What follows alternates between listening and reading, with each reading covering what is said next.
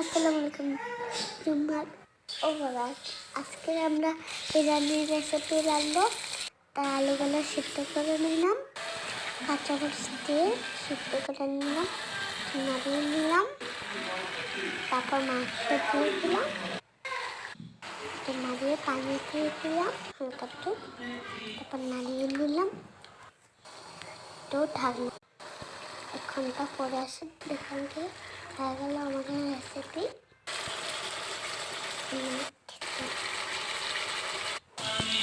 তারপর পেঁয়াজ দিয়ে কাঁচা আলু দিয়ে মাছের একটু নামিয়ে নিলাম,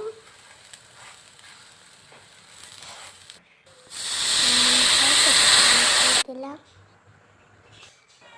এখন আমরা বিরিয়ানির রেসিপিটা বানাচ্ছি।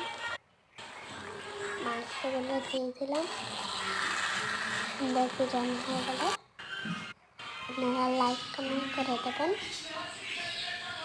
ধন্যবাদ।